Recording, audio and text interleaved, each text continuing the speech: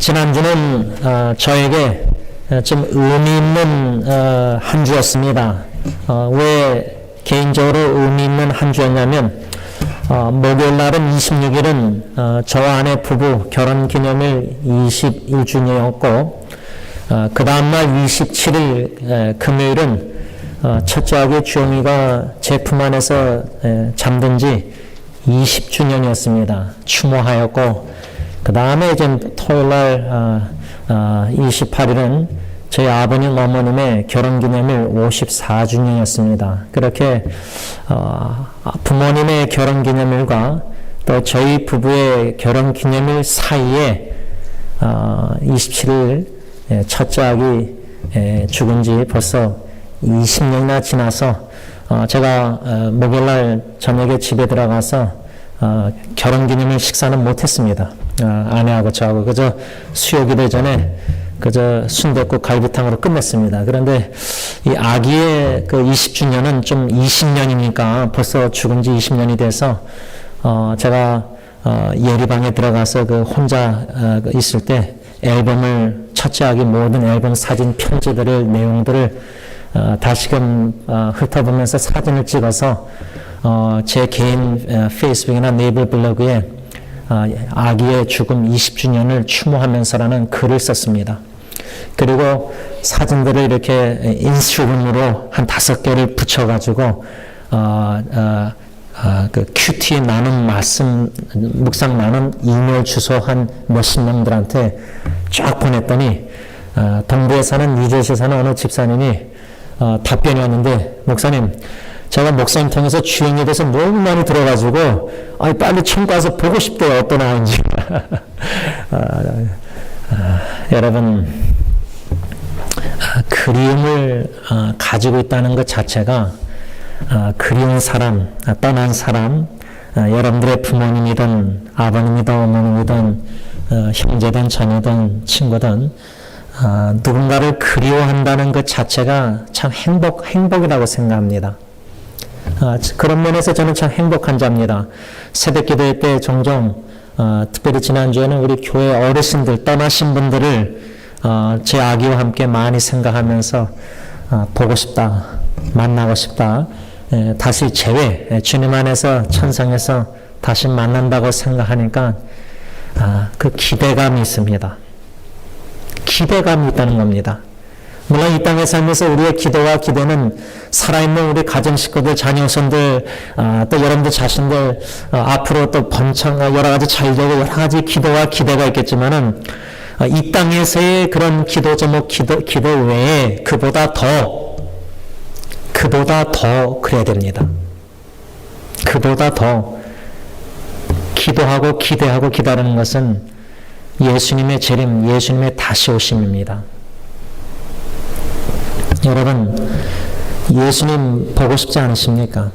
한 번도 뵌 적이 없는 성경에서 말씀하는 예수님을 내가 믿고 싶어서 믿은 게 아니라 하나님의 은혜로 마음을 열으셔서 예수 믿게 하셔서 성경에 나오는 말씀하고는 그 예수님이 나를 위해서 십자가에 죽으셨다고 하는데 그 감동의 눈물, 그 예수 그리스도의 십자가에 죽으심과 부활하심의 복음을 듣고 나 같은 죄인을 위해서 예수님이 죽으셨다는 그 회개 눈물과 감사의 눈물 속에서 우리가 헌신의 눈물을 들이며 그 예수님 믿고 신앙생활, 그 예수님 때문에 그 예수님이 주시는 소망이 있기 때문에 다시 오신다는 그 말씀, 주 예수여 어서 오시옵소서, 마라나타, 사도 요한처럼 이 땅에서의 더 기도하고 기대하는 것들보다 더 기도하고 기대하는 것은 예수님의 재림이 되어야 됩니다.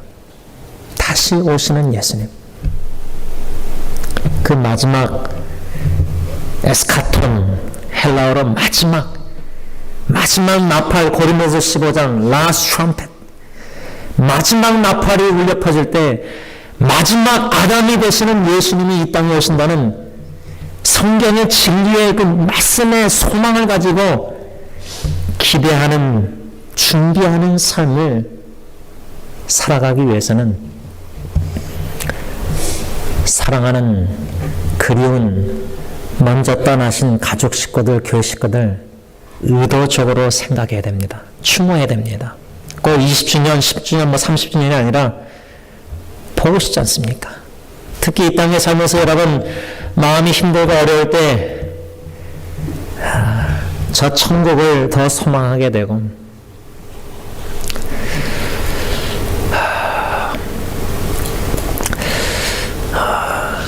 사랑하는 사람의 고통을 더 이상 보지 않아도 되고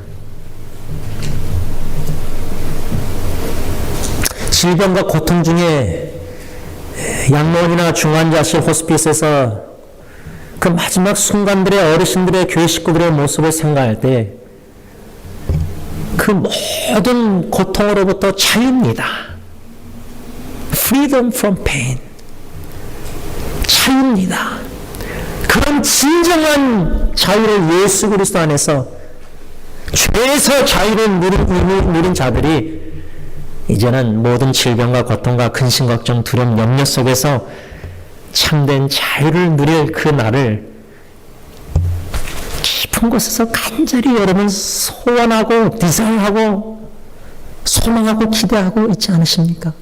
저는 그 간절한 소원이 있습니다. 영국 기독교 신문 크리스천 투데이의 칼럼니스트 엘레나 프랜시스라는 이 사람이 어떤 제목의 글을 적었냐면 성경에 말하는 죽음 이후의 삶에 대한 성경 구절 11가지.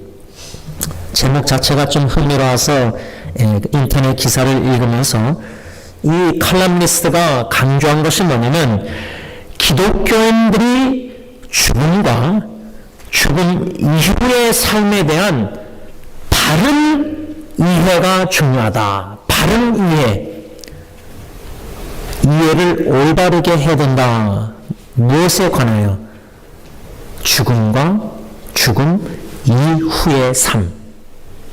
여러분들은 올바로 성경적인 지식 올바로 이해하고 있습니까? 바라보는 죽음의 관점, 예수 믿는 사람들이 바라보는 죽음의 관점과 예수 안 믿는 사람이 바라보는 죽음의 관점이 천지차이입니다. 이걸 분명히 구분해야 됩니다. 구별해야 됩니다. 알아야 됩니다. 또 죽은 후의 삶, 사후의 삶이라는 것, 예수 믿는 자와 안 믿는 자는 천지차입니다. 예수 안 믿는 사람은 죽음이 끝입니다. 죽음이 끝이기 때문에 노아 홍수 시대 때처럼 불신앙 사람들은 어떻게 했죠? 먹고 마시고 장가하고 취하고 그냥 세상에서 이렇게 살다가 끝나는 겁니다. 그러나 예수 그리스도를 믿는 자들은 성경에서의 하나님의 말씀 진리를 그대로 믿습니다. 죽음이 끝이 아니란 말입니다. 제가 그래서 영어 예배 설교 때에 여러분들도 쉽지 않을 텐데 이런 설교. 그러나 영어 사역 젊은이들에게도 학생들, 고등학생, 중학생, 고등학생, 대학생 청년들에게 만일 너희들이 죽으면은 뭐 부모가 먼저 죽을 수 있지만 또 자녀들이 먼저 죽을 수 있으니까 가는 순서가 없으니까 준비해야 되니까 너희들이 죽는다면 너희들의 어머님이 어떨 것 같으냐 이런 질문했습니다. 제가 아버지 얘기는 안 했습니다. 이미 아버지 보낸 형제가 있어서 또 제 아이들이 셋이 있는데 아버지에 대해서 사랑을 어떻게 표현하라 이렇게 질문에 곤란해서 먼저 어머니의 사랑을 먼저 표현해라. 어머니의 사랑이 뭐라고 생각하느냐. 두 번째 질문은 그렇게 너를 사랑하는 어떤 분들은 어머니의 사랑이 infinite, 무한한 사랑이래요. 이거 완전 하나님 사랑 수준이에요. 그래서 그렇게 어머니의 사랑을 네가 느낀다면 그래서 질문 다 했어요. 그럼 뭐 어머니 죽으면 어떨 것 같으냐 그랬어요. 상상을 못하죠. 지금 그런 생각을 하면서 공부하고 일할 직장생활 하는 청년들이 학생들이 아닌 것 같아요. 그런데 제가 왜 그런 질문을 던졌냐면 마음의 준비를 시키려고 하기 때문에 준비. 이 칼럼니스트가 쓴 아리꼬를 쭉 보면서 죽음과 죽음 후의 삶에 대한 바른 이해를 강조하면서 실제적으로 우리 기독교인들이 실제적 영적 준비를 안 하고 있다는 겁니다.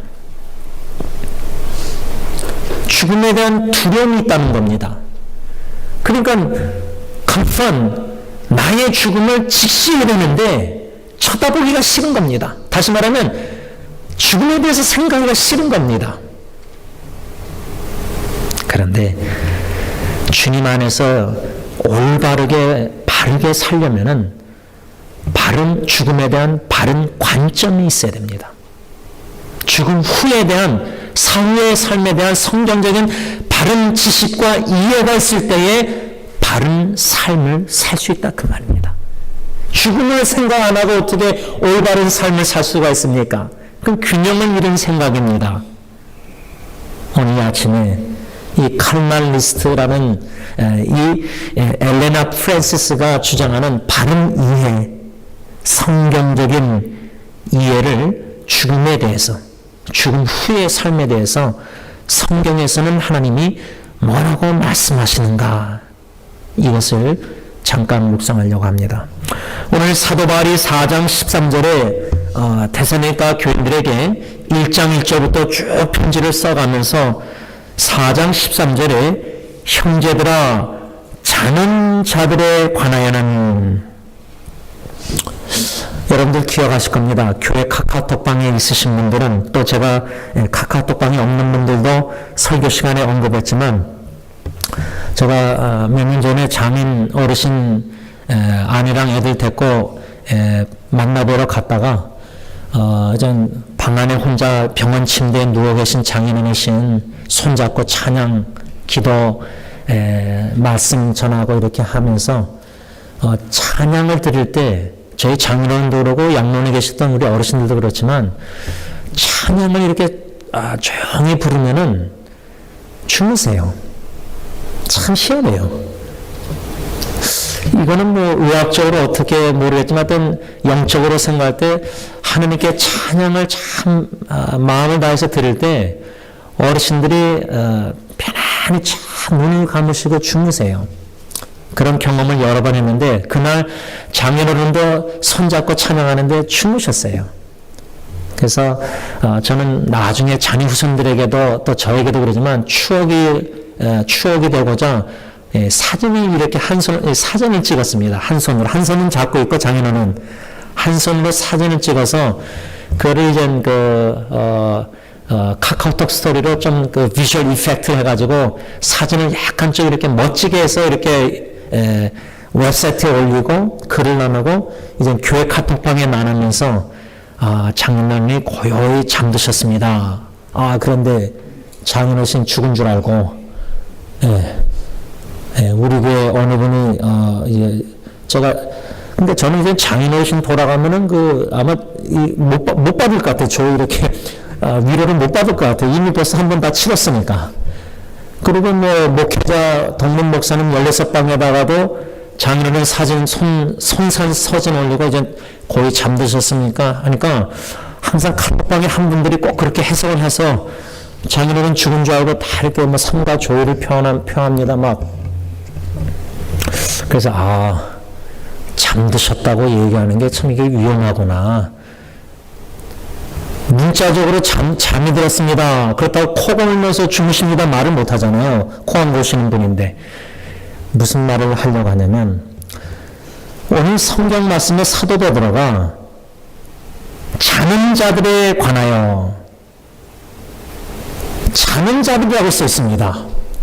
개역개정에. 근데 현대인의 성경 버전을 보면은 뭐라고 썼냐면 이미 죽은 사람들에 대해서. 지금 사도 바울은 데살로니가 교회 성도들에게 편지를 쓰면서 이미 죽은 사람들에 대해서, 즉 예수님을 믿다가 죽은 성도들, 이미 죽은 성도들에 관하여 주제로 편지를 쓰고 있는 겁니다. 그런데 개역개정에는 자는 자들에 관하여라, concerning those who are asleep. 그러면 원어 헬라어, 신약이 헬라어로 쓰여 있는데 그리스어, 헬라어. 헬라어로는 어떻게 번역이 됩니까? 어떻게 쓰느냐? 자는 자들이라고 써 있습니다. 그러니까 상식적으로 좀 이해가 안 되는 거죠. 우리 보통 언어가 죽었습니다. 누가 죽었습니다. 이렇게 말하지 잠들었습니다. 그렇게 말 안 합니다. 잠든 거는 그냥 코로로 자듯이 자는 거를 생각합니다. 그런데 사도 바울은 자는 자들에 관해라 이렇게 썼습니다. 왜 그랬을까? 우리가 사도 바울의 편지를 이렇게 쭉 묵상해 오면서 데살로니가 전서를 묵상하지만 전에 빌립보서도 묵상하고 고린도전후서 모든 이 사도 바울의 편지를 쓰는 것을 묵상할 때 우리가 항상 중요시 염두에 둘 게 있습니다. 그게 뭐냐면 사도 바울의 이 편지 내용 중에 예수님의 정신이 있다는 겁니다. 예수님의 정신. 다시 말하면 공간복음, 마태, 마가, 누가, 요한복음의 예수님의 가르침, 그 가르침의 정신이 사도 바울에게 있다는 겁니다. 사도 베드로나 요한이나 다 제자들에게. 그 커넥션, 그 연관성이 아주 중요합니다. 신학적으로. 그래서 사도 바울이 자는 자들에 관하여 이렇게 편지를 썼을 때 예수님의 정신은 뭐냐면 요한복음 11장에 죽은 나사로, 병들었다가 나사로가 죽습니다. 그때 예수님이 제자들에게 나사로가 죽었으니까 가자 그렇게 말씀 안 하셨습니다. 오히려 예수님은 우리 친구 나사로가 잠들었도다. 그랬을 때 예수님의 제자들이 주여 잠들었으면 낫겠나이다. 다시 말하면 잠들었으면 예수님의 제자들은 잠들었다. 예수님의 말씀을 sleeping, 쉬는 걸로 이해했습니다. 오해했습니다. 그랬을 때 예수님은 나사로가 죽었느니라 밝히 분명하게 다시 말씀해 주셨습니다. 여러분, 예수님은 나사로가 병들어서 죽었는데 여러분 우리 교회 식구들 병들어서 죽으신 분들 있지 않습니까? 우리가 볼 때는 병들어서 죽었습니다. 죽으셨습니다. 근데 예수님은 아무개가 지금 잠들었다 이렇게 말씀하시고 우리도 예수님의 말씀처럼 교회 어르신들 이미 죽으신 분들 병들어서 죽으신 분들 주님 보시는 관점으로 그분들은 지금 잠들어서 잠자는 중이시다. Resting in peace. RIP. 주님의 품 안에서 편안히 고이 잠드셨다. 여러분 고이 잠든 아기를 바라볼 때 우리 저샤 우리 고목사님 아이도 잠든 모습 얼마나 귀엽고 얼마나 편안해 보입니까? 근데 어르신들이 돌아가시고 나서 그 장례식 때 유가족들이나 이렇게 조문객들이 말씀하는 내용 중에 하나 뭐냐면 야 우리 아무개 집사님 참 편안히 잠드신 모습 우리 임봉희 할머님 참 편안히 잠드신 모습 왜 그렇게 조문객들이 그런 말씀을 나눕니까? 이 땅에는 세상에는 평안이 없습니다. 여러분들 삶 자체가 얼마나 피곤하고 힘듭니까? 얼마나 근심걱정 자녀우선 때문에 많습니까? 세상이 줄 수 없는 주님이 주시는 그 샬롬 평강 참 고요한 잔잔한 물결 같은 내 영혼이 풍파 많은 파도 많은 예상할 수 없는 일들이 파도 많은 세상에서 주님의 품 안에 고요히 잠든 아기처럼 내 자신이 주님의 품 안에 요나처럼 던져서 주님께 모든 짐을 걱정 근심 다 맡기고 주님의 품 안에 안겨있는 여러분들의 그 영혼이 평안하도다. 평안함을 지난주에 요즘 누리고 계십니까? 이 질문입니다. 아니면은 그 평안함이 없이 지금 이 순간 예배를 드리면서도 근심 걱정입니다. 마음이 죽음에 대한 설교 속에서 불편할 수도 있습니다. 흔들립니다. 내일 직장, 회사, 가정 여러 가지 염려, 막 돌멩이를 던지면은 퐁당퐁당 우리 어릴 때 그 노래 배운 것처럼 신학가에 돌멩이 누가 던지면 자꾸만 철렁이잖아요. 사탄이 세상에서 자꾸만 뭔가 던져서 우리 마음에 막 걱정내시 막 이렇게 할 때가 많아요. 근데 주님은 샬롬, 주님의 품 안에 고이 잠든 먼저 떠나신 신앙의 선배님들을 생각할 때 주님의 품 안에 우리가 고요히 잠든 모습. 그분들은 죽음 잠들었다 죽은 것을 얘기하지만 우리에게는 편안히 peaceful resting, 편안히 주님의 품 안에서 평안을 누리는 삶. 이게 참 중요합니다. 사도 바울은 데살로니가 교인들이 주님 안에서 죽은 성도들을 형제함을 생각할 때 슬퍼하는 것을 원치 않았습니다. 그 슬픔은 불신자 믿지 않는 자들의 슬픔, 그러한 슬픔을 예수 믿는 자들이 슬퍼하는 것을 원하지 않았습니다. 여러분, 장례식 때 다 웁니다. 슬퍼할 수 있습니다. 또 슬퍼해야 될 필요가 있습니다. 눈물을 흘릴 필요가 있습니다. 전도서 말씀처럼 웃음보다 라핑보다 슬픔이 더 중요합니다. 사랑하는 형제자매 부모의 자녀의 죽음을 통해서 장례식 때 눈물을 흘려야 됩니다. 마음의 눈물을 흘려야 됩니다. 그럴 때 주님 안에서 죽은 잠드신 분들은 우리가 걱정하는 대로 슬퍼할 그런 전혀 슬퍼할 이유가 없습니다. 왜? 주님의 품 안에 안기셨기 때문에 고통과 죽음, 질병 다 자유를 누리셔서 주님의 품 안에 천국에 있기 때문에 no problem, 아무 문제 염려가 없는데 예수님이 떠날 때 막 울고 그래도 예수님 뭐라죠? 나를 위해서 울지 말고 너 자신을 위해서 울라. 사도행전.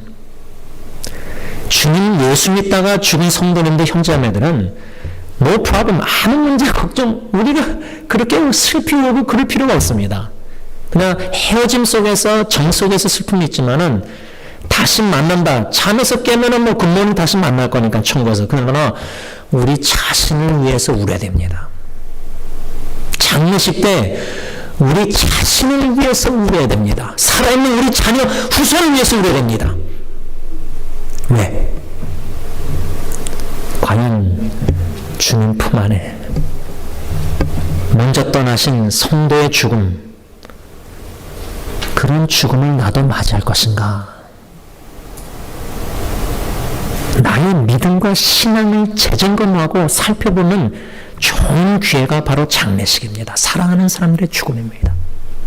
사도 바울은 자는 자들에 관하여 이 편지 내용을 오늘 쓰고 있는데 참 흥미로운 것은 사도 바울이라는 사람이 예수 믿기 전에 부활하신 예수님 믿기 전에 유대주의 하나님을 믿는 구약의 하나님만 믿는 사람으로서 공부를 참 많이 한 사람입니다. 그래서 예수 믿기 전에 그 공부 많이 한 바울을 하나님이 신약에 편지 13개나 쓰게 만드셨습니다. 이게 우연이 아닙니다. 하나님의 주권 속에서 일어나는 일입니다.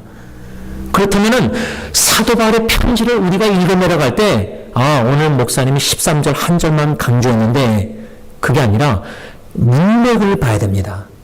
우리 한국말도 기사 내용을 보면은 어느 정치인이 한마디 했으면 그걸 막 부풀려서 말하잖아요. 근데 그 정치인이 또 어떤 사람이 그 한마디 했을 때 그 연설의 내용 중에 그 한마디잖아요. 연설 전체를 다 읽어봐야 되잖아요. 사도 바울이 오늘 13절에 형제들아 하면서 자는 자들에 관하여, 그런데 우리가 지난주에까지 뭐 배웠죠? 형제들에 관하여, 형제 사랑에 관하여. 이미 우리가 묵상한 말씀 보면은 형제 사랑에 관하여 우리가 4장 1절부터 쭉 4장 9절에 뭐였죠? 형제 사랑에 관하여는 4장 9절에 형제 사랑에 관하여는 9절부터 12절 사도 바울이 말씀하다가 오늘 본문 13절에서 18절까지는 형제들아 자는 자들에 관하여는, 그 다음에 5장 1절에 보세요. 형제들아 때와 시기에 관하여는. 이게 우연히 편지를 그렇게 쓴 게 아닙니다. 성령의 인도하심 따라 편지를 썼지만 조직적으로 체계적으로 편지를 딱딱딱, 여러분 어떤 사람들 편지 내용들 보면 그냥 소도 없이 말을 하고 소도 없이 막 이렇게 글을 쓰고 할 수 있는데, 논문을 써보신 분들은 대학교 때 논문을 써보신 분들은 논문을 주로 어떻게 쓰죠? 서론, 본론, 결론, 그렇게 쓰죠. 서론과 결론, 서론의 마지막 부분에는 본론의 다룰 주제를 씁니다. thesis. 논문, 박사학위 논문도 그러잖아요. 논문의 주제를 쓰고 본론에서 그 주제에 대해서 쓰다가 결론에 다시 서론에 언급한 주제로 결론을 마무리 짓습니다. 사도 바울의 편지가 서도 없이 그냥 막 이렇게 성령이 인도하시다는 말을 막 쓴 게 아닙니다. 다 의도가 있다는 말입니다. 형제의 사랑에 대해서 얘기하다가 관하여, 자는 자, 죽은 자들에 관하여 얘기하다가 5장 1절부터는 때와 시기, 즉 예수님의 재림에 관해서 편지를 씁니다. 이 연관성이 있다는 말입니다. 이게 참 중요합니다. 저는 이 연관성을 처음으로 금년도 묵상하면서 깨닫게 되면서 어쩌면 사도 바울이 예수님의 재림에 대해서 잘못된 종말론적인 관점을 가졌던 데살로니가 교인들에게 예수님의 재림에 관해서 바른 성경적인 이해를 가르쳐주면서 예수님의 재림, 다시 오심의 관점을 가지고 죽은 사람들, 성도들, 자는 사람들에 대해서 올바른 이해를 가지고 여러분들은 남은 인생 죽을 때까지 예수님의 재림의 관점으로 준비하면서 살 때 어떻게 살아야 되느냐? 예수님의 계명처럼 하나님이 사랑하고 형제, 이웃을 사랑하면서 살라. 예수님의 정신, 이중계명의 정신, 이 관점을 가지고 사도 바울이 형제의 사랑에 관하여, 자는 자들에 관하여, 때와 시기 예수님의 재림에 관하여 이렇게 편지를 썼다 그 말입니다. 말씀을 정리하고자 합니다. 여러분, 제가 참 너무나 죄송한 게 많은데 그 중에 하나가 뭐냐면 똑같은 얘기를 자꾸만 하니까 목사가 듣는 분들이 얼마나 힘들겠습니까? 언젠가 어느 어르신이 목사님, 우리 어르신들 다 마음에 무덤이 있지 않습니까? 자식을 먼저 떠나보낸 무덤이 있지 않습니까? 근데 저는 27일 전날 밤 목요일날 아기의 사진들을 다 보고 사진을 몇 장 찍어서 추려가지고 글을 써내려갈 때 20년이 됐는데도 그냥 형제자매라고 나누려고 썼는데 시작은 쓰면서 추억 속에서, 그림 속에서 마음의 뭉클함을 느꼈습니다. 그런 첫째 아기 이야기를 20년 동안 여러분들에게 한 겁니다. 20년 아니어도 하여튼 했는데 똑같은 얘기를 계속 듣는다는 것 성령들 참 쉽지 않습니다. 죄송하는 마음이 있는 가운데 영어 사역 젊은이들 뿐만 아니라 특히 여러분들에게도 목회자의 마음은 성경적인 바른 이해, 죽음에 대한 하나님의 관점과 죽음 후의 삶에 대한 성경적인 하나님의 바른 관점을 심어주고 싶은 마음이 많습니다.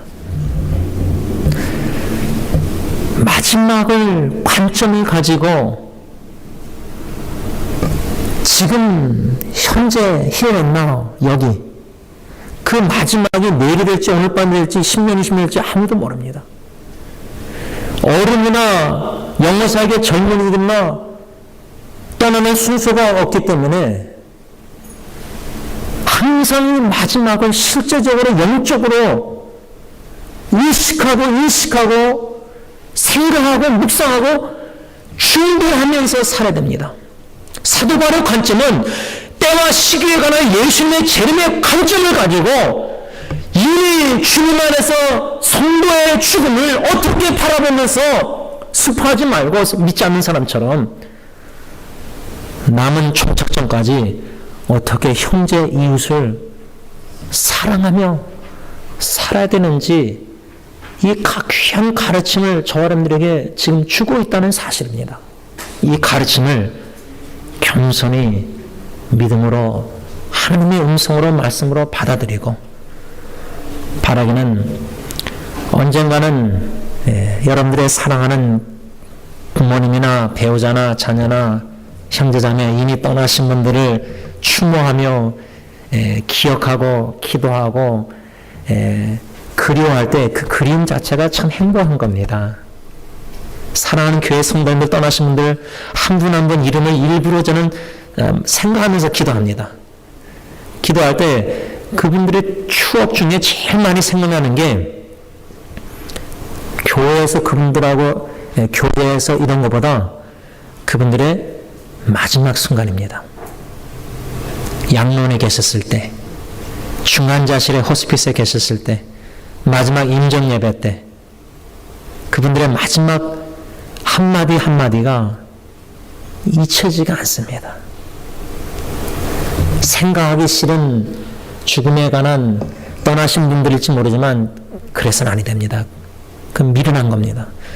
지혜로운 자는 성도의 죽음 하나님이 귀하게 아름답게 보시는데 우리도 그분들의 죽음을 추모하면서 아름답게 생각하면서 그분들이 우리에게 보여준 예수님을 그렇게 보고 싶어 했던 분들, 그리워하셨던 분들, 그분들은 예수님을 자기의 소망으로 삼고 양론에서 그 하루하루를 힘든 하루하루를 견뎌내시고 지탱하시고 결국 주님의 품 안에 잠드셨다 그 말입니다.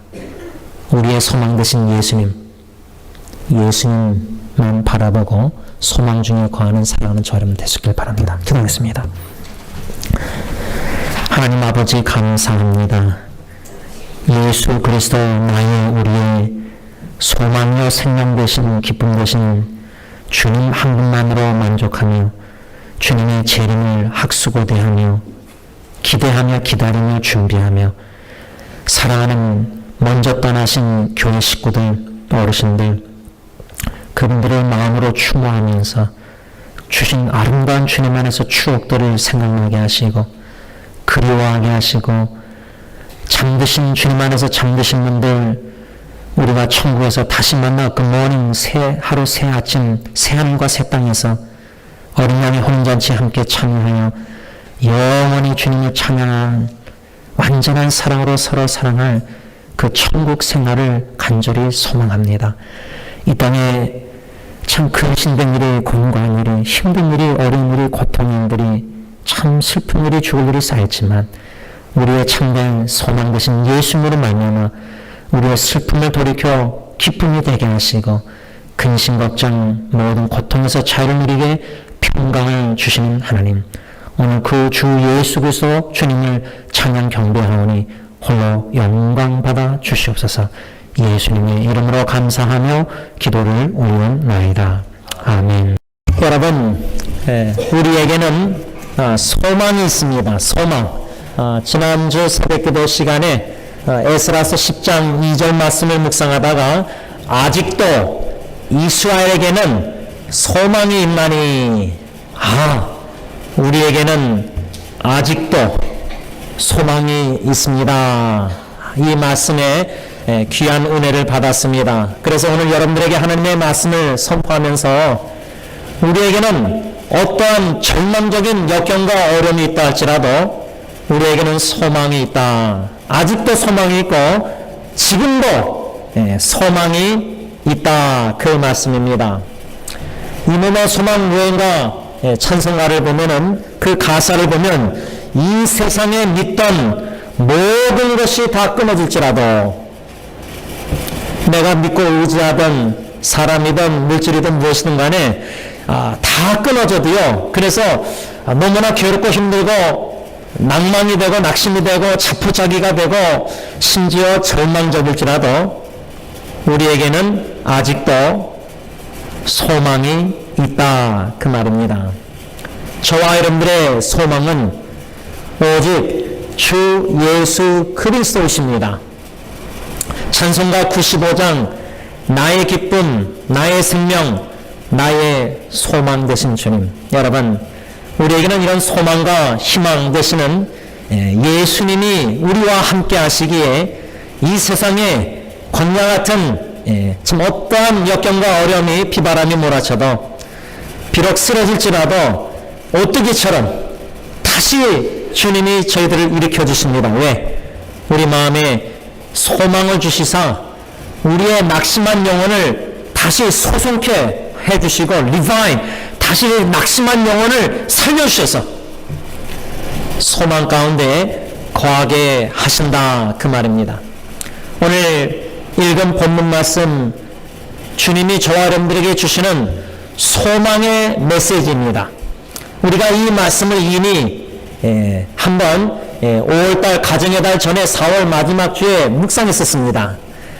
오늘 본문 말씀 4장 13절 보면 사도 바울이 데살로니가 교회 성도들에게 뭐라고 편지를 썼냐면, 형제들아, 자는 자들에 관하여는, 자는 자들, 잠자는 자들, 예수님께서 나사로가 죽었을 때 제자들에게 나사로가 잠들었다, 가자.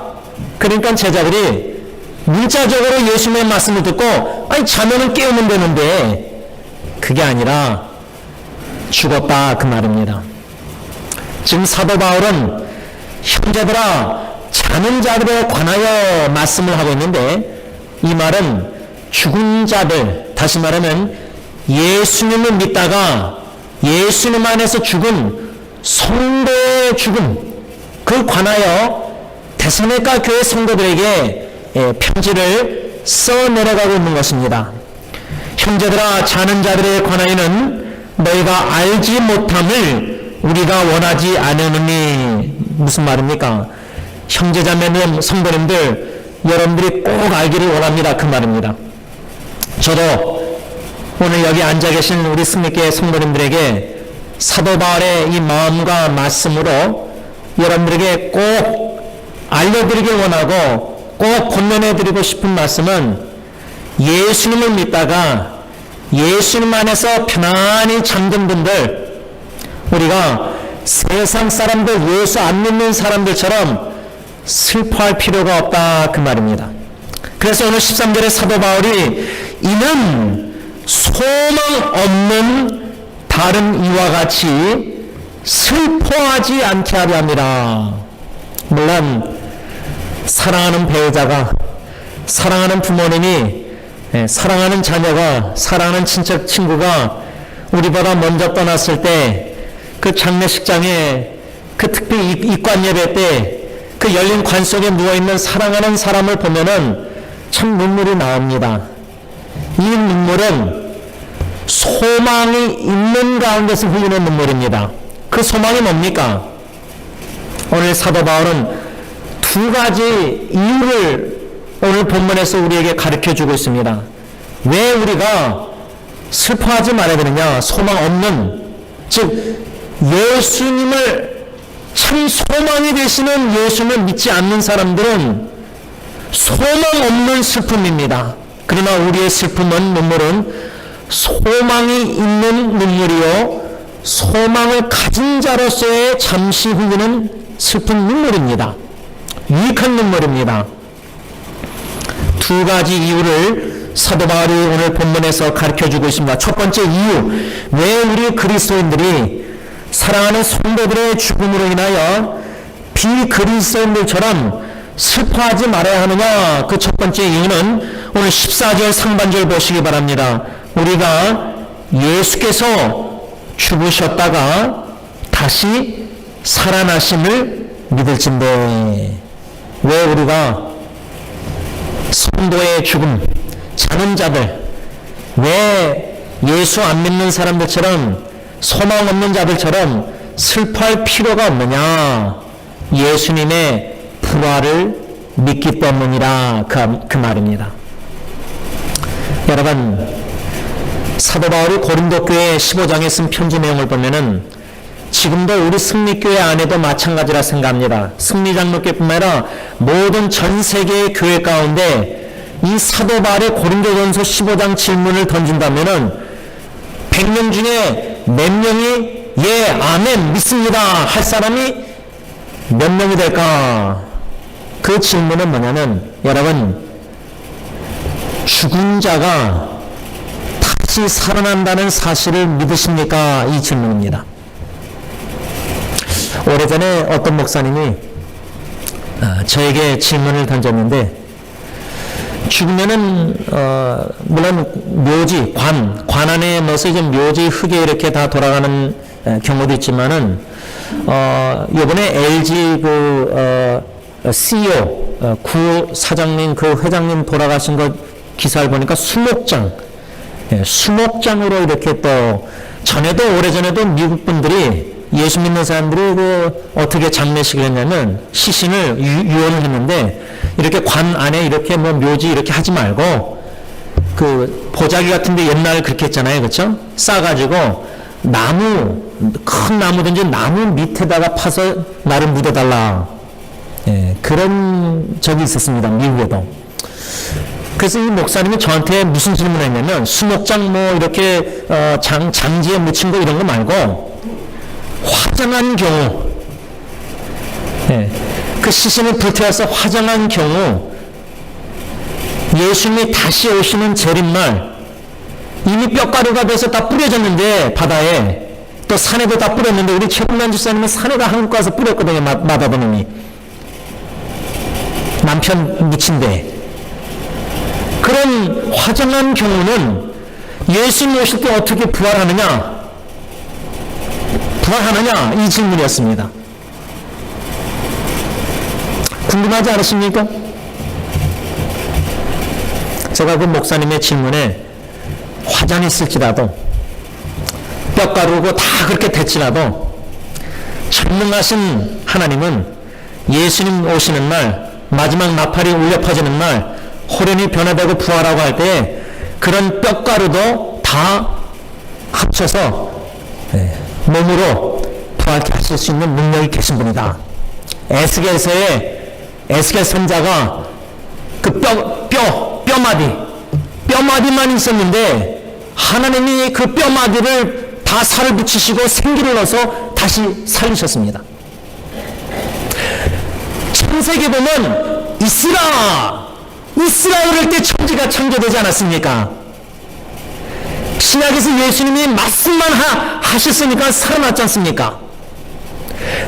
죽은 나사로에게 무덤에 이미 사흘 썩은 냄새 나는데 돌멩이가 있는데 돌멩이 옮기는 데에 나사로에 나오라 하니까 살아났지 않습니까?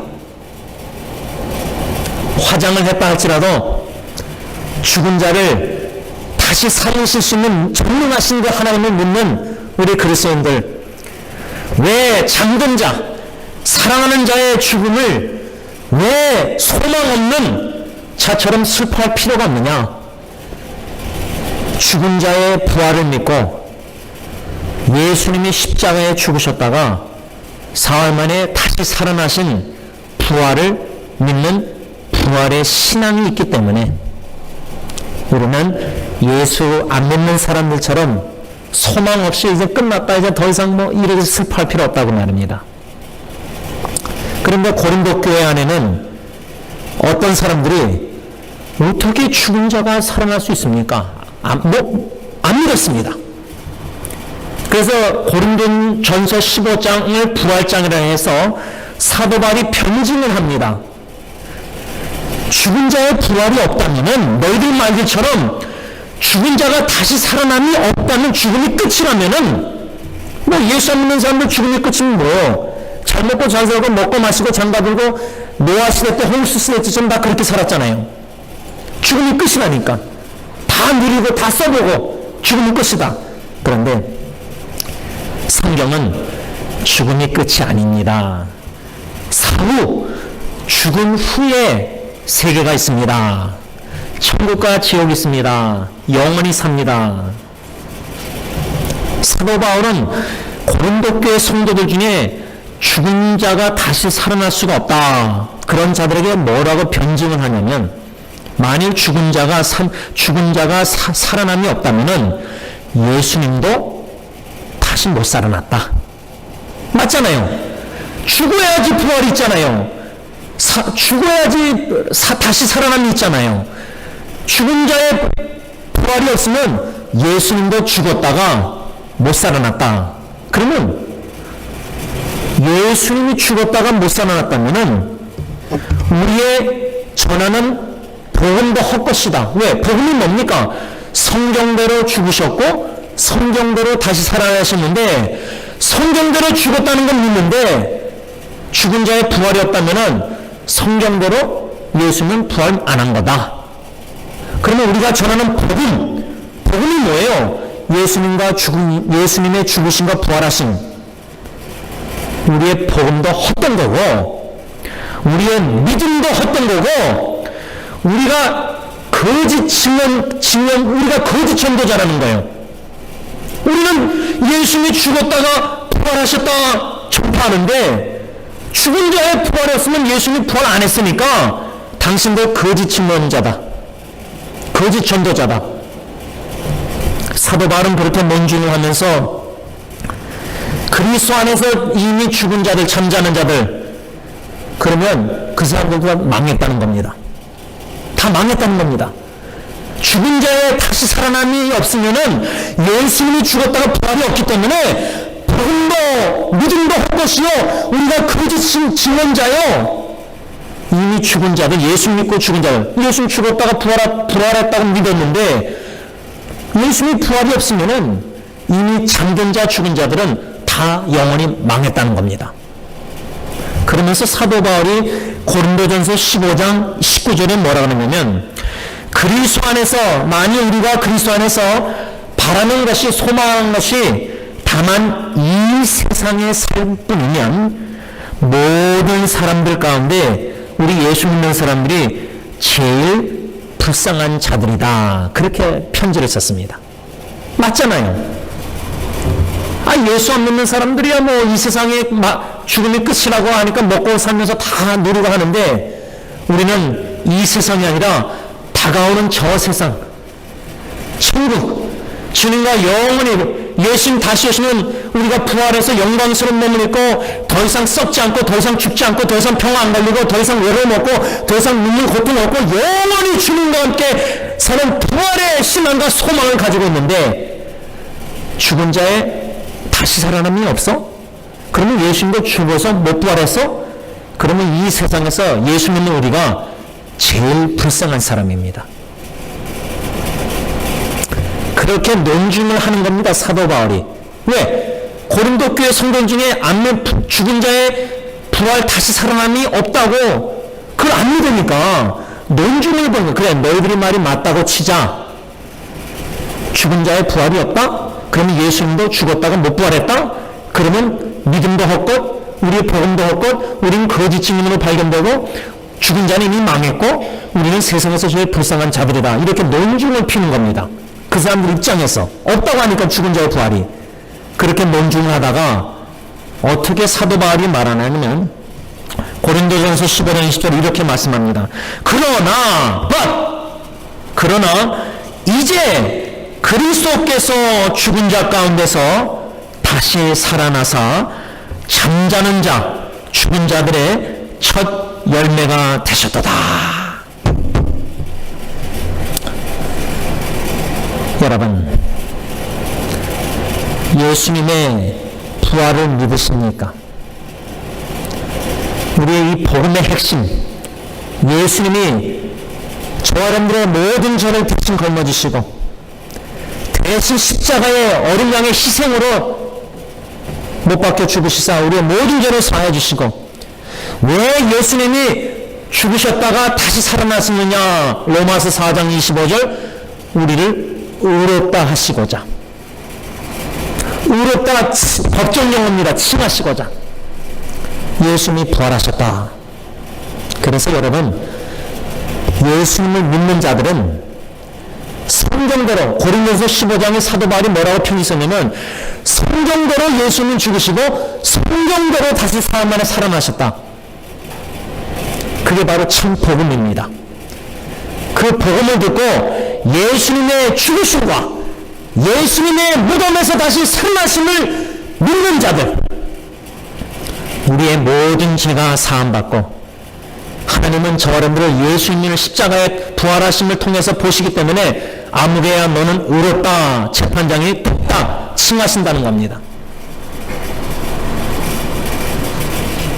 예수님의 죽으심과 부활하심을 사도 바울은 고린도 교회뿐만 아니라 데살로니가 교회에서도 사도행전 17장 1절로 3절 보면은 예수님의 복음을 데살로니가 교회 유대인의 회당에 들어가셔서 새 안식일, 지금 말하면 석주일, 세 번 주일 안식일 토요일날 복음을 전했습니다.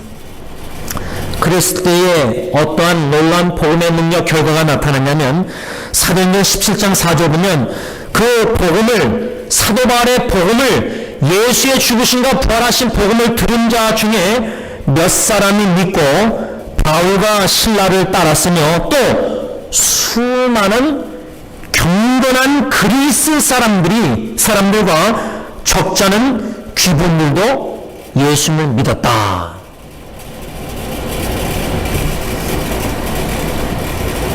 사도 바울은 하나님만 믿고 예수님을 안 믿었던 사람이었습니다. 사도행전에 경건한 사람들은 누구냐면, 구약에 나오는 유대교회의 사상에 구약의 이스라엘의 하나님을 믿는데 새언약 신약에 예수님이 메시아다, 구약의 예언자들이 예언한 장차 오신 메시아, 즉 헬라어로 그리스도이다, 사도 바울도 안 믿었던 사람입니다. 경건주의자였습니다. 경건한 자, 하나님만 믿었습니다. 그런 자들에게 사도 바울은 다메섹 도상에서 부활하신 예수님을 만나고 영접하고 구원받고 사명을 받아서 유대인들이 아닌 이방인들의 사도로서 고린도 교회, 데살로니가 교회 이런 이방 지역을 돌아다니면서 복음을 선교를 하고 복음 전했습니다. 마치 우리 한국 사람들이 한국 사람에게만 복음 전하는 게 아니라 전 세계 지금 한국 분들이 선교사가 미국 다음에 두 번째로 많다고 그러잖아요. 파송한 사람들. 외국인들에게 복음을 전하는 거예요. 사도 바울은 이방인들에게 복음을 전했습니다. 데살로니가 지역에 가서 유대인의 회당에 들어가서 세 안식일 동안 토요일날 그리스도의 복음을 전했을 때 예수님을 믿고 영접한 사람들이, 그리스도인들이 생긴 겁니다.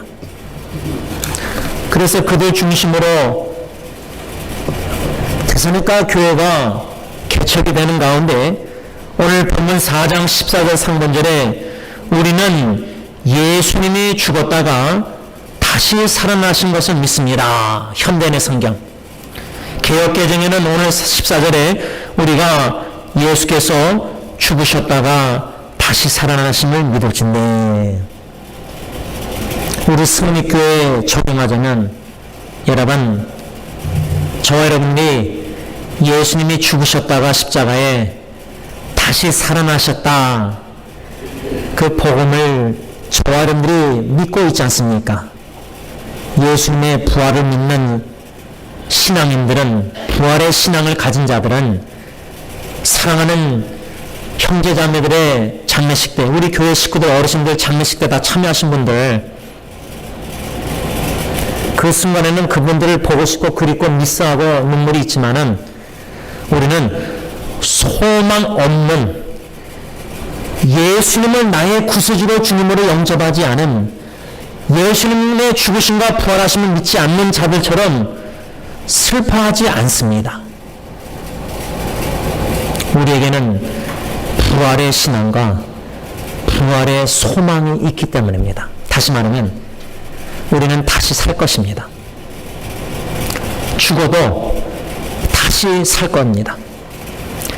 예수님 다시 오시는 날, 재림하시는 날, 고린도전서 15장에 마지막 나팔이 전 세계 우주적으로 울려 퍼질 때 천사장과 호령과 함께 예수님 다시 오시는 날, 우리는 죽은 자들, 이미 주님 안에서 잠든 자들 다 다시 화장을 했다 할지라도 다 부활할 것입니다.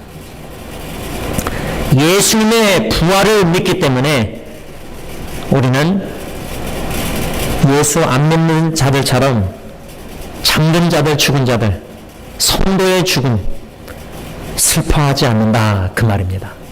마지막 두 번째 이유, 왜 우리가 그리스도인들이 사랑하는 성도들의 죽음을 예수 안 믿는 소망 없는 자들처럼 슬퍼할 필요가 없느냐, 그 이유가 뭐냐? 14절 오늘 본문 하반절에 이와 같이 예수 안에서 자는 자들도 하나님이 그와 함께 데리고 오시리라. 왜 우리가 소망 없는 비그리스도인들처럼 슬퍼하지 않느냐? 예수님 이 땅에 오시는 날 하나님께서 먼저 잠든 자들, 예수님을 믿다가 먼저 죽은 자들, 하나님의 존귀하고 보배롭게 여기시는 자녀들, 성도들, 여러분들의 부모님들, 여러분들의 예수 믿다가 죽으신 여러분들의 부모님들, 어르신들 함께 데리고 오실 것이기 때문에 우리는 슬퍼하지 않습니다. 왜? 다시 만날 거기 때문입니다. 다시 만나서 다시는 헤어지지 않는다, 그 말입니다. 왜? 다시는 죽음이 없는 영원한 영광스러운 천국으로 우리를 인도하셔서 영원히 주님과 함께 살 것이기 때문입니다. 헤어짐이 없다는 겁니다. 사도 바울은 데살로니가 교회 성도들에게 오늘 15절에 우리가 주의 말씀으로 너희에게 이것을 말하노니 주께서 강림 다시 오실 때까지 우리 살아남아 있는 자도 자는 자보다 결코 앞서지 못한다. 16절 주께서 호령과 천사장의 소리와 하나님의 나팔 소리로 친히 하늘로부터 강림하시리니 그리스도 안에서 죽은 자들이 먼저 일어난다. 이 두 구절을 보면은 우선순위가 분명합니다. 예수님은 반드시 다시 오십니다. 창세기부터 계시록까지 예언의 말씀들이 수없이 많습니다. 구약의 39권에서 많은 예언서에서 선자들이 무엇을 장차 이뤄질 일을 예언했죠? 메시아가 오신다. 기름 부음 받은 자 그리스도가 오신다. 구약에서 예수님을 예언했습니다. 그리스도 메시아를. 신약에 마태, 마가, 누가, 요한복음 보면은 그 예언대로 메시아, 즉 그리스도가 베들레헴 마관에 태어나셔서 이 땅에 성육신, 인간의 몸을, 죄 없는 인간의 몸을 입고 오셨습니다. 베들레헴에서 태어나셔서 메시아 그리스도가 33년 후에 십자가에 죽으시고자 저 여러분들의 모든 죄를 대신 걸머지시고 죽으시고자 이 땅에 오셨습니다. 그 예언이 성취됐습니다. 신약의 요한계시록이랑 예언, 앞으로 장차 있을 대환란, 예수님이 다시 오신다는 예언, 그 이전에 대환란 여러 가지 예언들이 있습니다. 앞으로 남은 예언은 핵심적인 제일 중요한 예언은 뭐냐면 예수님이 다시 오신다는 예언입니다. 사도 요한은 요한계시록을 쓴 저자 사도 요한은 비전 환상 속에서 예수님의 말씀, 내가 진실로 진실로 너희에게 이르노니 내가 다시 오리라. 아멘. 주 예수여 어서 오시옵소서. 이렇게 화답했습니다. 믿음으로. 여러분들이 제일 간절히 기도하고 기대하는 것이 뭡니까? 바로 예수님의 재림이 우리의 간절한 기도와 기대가 되야 됩니다. 그 예수님이 다시 오시는 날, 먼저 자는 자들이 죽음에서 다시 부활한다는 겁니다. 그들이 먼저라는 우선순위가 그들이 죽은 자들의 성도, 먼저 죽은 자들이 먼저입니다. 그리고 17절에 그 후에 우리 살아남은 자들, 예수님이 언제 오실지 모르지만 오실 때에 살아남아 있는 자들은 어떻게 되느냐? 17절, 그 후에 우리 살아남아 있는 자들도 그들과 함께, 그들은 누구예요? 이미 먼저 죽은 자들, 이미 예수님을 믿다가 잠든 자들, 하나님이 주님과 함께 데리고 오실 그 자들, 부활한 자들, 그 후에 우리 살아남은 자들도 그들과 함께 구름 속으로 끌어올려 공중에서 주를 영접하게 하시리니 그리하여 우리가 항상 주와 함께 있으리라.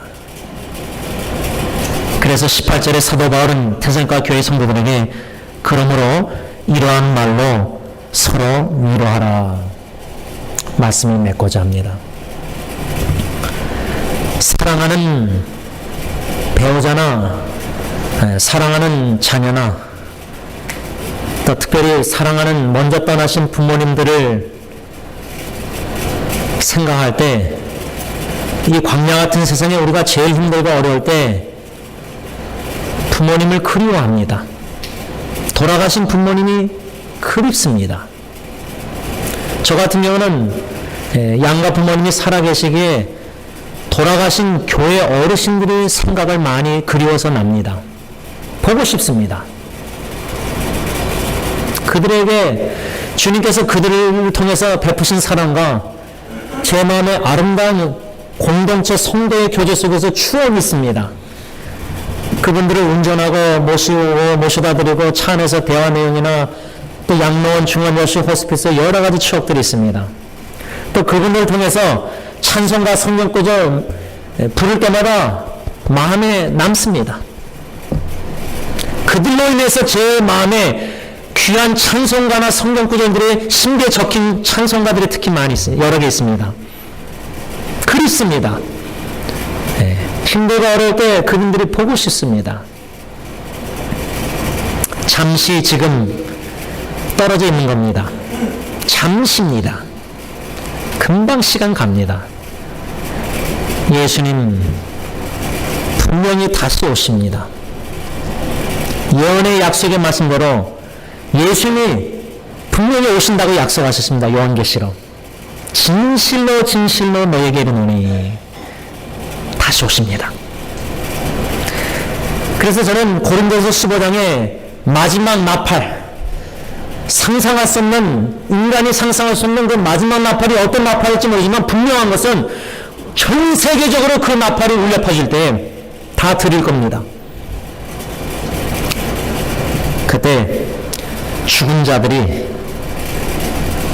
다 부활할 겁니다. 계속 예수 믿고 있는 살아남은 자도 있지만은 먼저 죽은 자들이, 예수 믿다가 죽은 자들 다 부활해서 이렇게 더 이상 연약하지 않은 몸, 강한 몸을 입는다고 그랬습니다. 더 이상 썩지 않는 몸, 영광스러운 영적인 몸을 천사와 같이 더 이상 죽지 않는, 죄를 짓지도 않는, 모르는 거룩한 영광스러운 영적인 몸을 입을 것입니다. 그들과 함께 이 땅에 오셔서 공중에서 살아남은 자들도 함께, 그들과 함께 주님을 만나 영접해서 천국의 새 예루살렘, 천국에 올라가 영원히 주님과 함께 살 것이다, 그 말입니다. 이 위로의 말씀, 오늘 저와 여러분들에게 하나님이 주시고 계십니다. 바라기는 오늘 또 내일이면 난 몰라요. 내일은 또 내일 가서 걱정하고 두고 보면 되고, 하루하루 살면서 언젠가는 우리가 이 땅에서 잠시 사랑하는 가족 식구, 교회 식구들과 이별을 해야 됩니다. 이미 이별의 경험을 겪어봤지 않습니까? 우리 교회 식구들, 떠난 분들. 그러나 저 요단강 건너편 저 높은 곳에서 우리가 주님 다시 오시는 날 다시 만나서, 또 우리가 먼저 떠나면은 그곳에서 있다가 주님 이 땅에 다시 오시는 날 부활의 영광스러운 몸을 입고 살아있는 모든 성도들과 함께 공중에서 주님 영접해서 주님과 함께 영원히 천국에서 살 것입니다. 이 소망 가운데 살아가는 저 여러분들 되시길 바랍니다. 기도하겠습니다.